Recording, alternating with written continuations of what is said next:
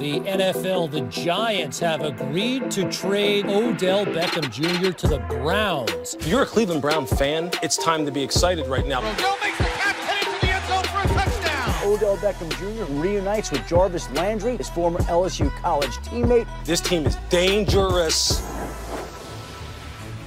Let me show you the front page of this morning's Cleveland Plain Dealer blockbuster, Browns bag Beckham. I love the alliteration and I love the enthusiasm in that city. And Mary Kay Cabot is going to join us live now. She's covered the Browns for 25 years for the Plain Dealer. She wrote the front page article this morning. Mary, thank you as always. And listen, I cannot believe I'm asking you this question because a year ago at this time, the Browns were coming off being 0-16.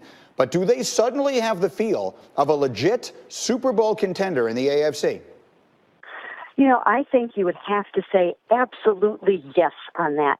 I think that this trade puts them right up there with some of the best offenses in the NFL. I mean, you're having to look at offenses like the Chiefs, the Rams, the Patriots. This catapults them into that elite category, and, you know, there's still more to come. I don't even think they're done yet. What does that mean? Give us a little taste of what else they may have working there in Cleveland from what you're hearing. Well, first of all, they signed Kareem Hunt, but, you know, nobody's really even factored him into this yet. You know, he will be suspended for, you know, for some of the season, but once he comes back, he adds another dynamic runner to this program. So I really think that John Dorsey has assembled the powerhouse offense that he did in Kansas City. And where does that leave Freddie Kitchens? New coach, first-time head coach, obviously enormous expectations. What do you think that looks like from the standpoint of the new head coach?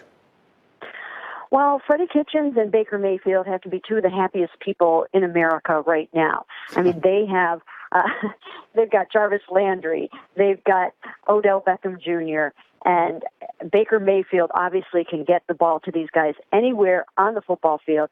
Freddie likes to run a high-flying offense, and I think that these guys are going to make a lot of noise this year. And quickly, in a city and a sports market that just lost LeBron James, what kind of reaction are you hearing from the fans in Cleveland now to bringing in this megastar like Odell? Well, you know, you go from LBJ to OBJ, and you know, that one-letter difference, I think fans are very, very excited here.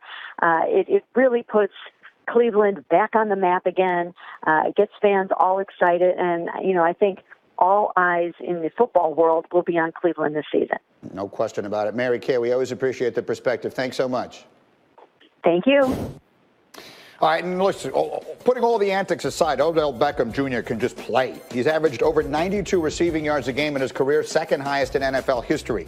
He has 44 receiving touchdowns in 59 career games. Since the merger, the only player with more was Rob Gronkowski, Randy Moss, and Jerry Rice. So it's three players with more. He also has the ability to make a play. His 12 touchdown catches of at least 20 yards after the catch are the most since he entered the league in 2014. And as Mary Kay alluded to, the reaction fast and furious in Cleveland and New York. Listen to this. We got Baker Mayfield, Nick Chubb, Kareem Hunt, OBJ. I am disgusted, depressed, and the arc of the Giants' intelligence has bent towards irrelevancy. This is the happiest I've been since the 2016 NBA championship. He wanted LA, we gave him Cleveland. Enjoy. Are you ready to build John Dorsey a statue yet? They're done. Who's next, Saquon? Next year?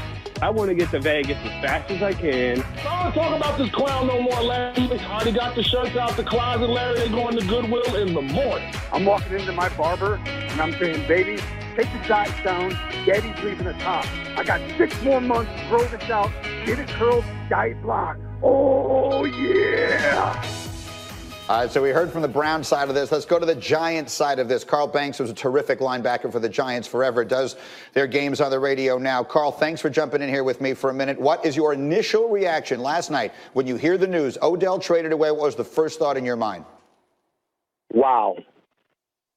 Simple as that. It was just wow. I was walking on an airplane and someone called me, and I was like, wow. I could not believe it. I was shocked. I was shocked, to be honest with you. It leaves a lot of people wondering where the Giants see themselves now. They've done some things over the course of the last year or two that made you think they think they're a win-now team. Clearly, this is a move in the other direction. So what are the Giants right now? Well, I think they're a team that is without the most dynamic wide receiver in football, but I do believe that they believe they have a plan. Now, we'll all find out how this plan shapes up. But, clearly Odell Beckham is irreplaceable.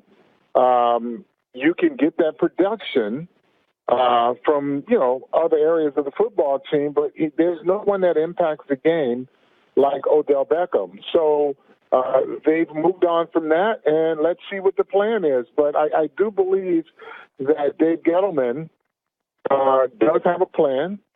We'll find out if that plan comes to fruition.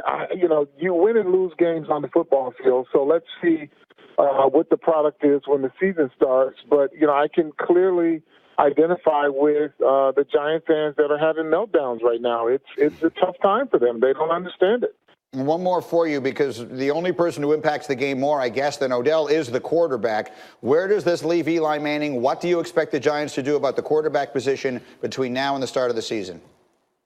Another great question. I don't know, but I believe that they're going to bring another quarterback in, either via draft or via trade. I think the time for transition is now. No one plays forever, and I think Eli understands that too.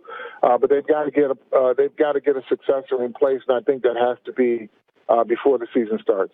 All right, Carl, super quickly, do you expect that to be in the draft, or do you think they will make a deal? Will they try and get Dwayne Haskins? Josh Rosen is out there. Which do you expect them to do?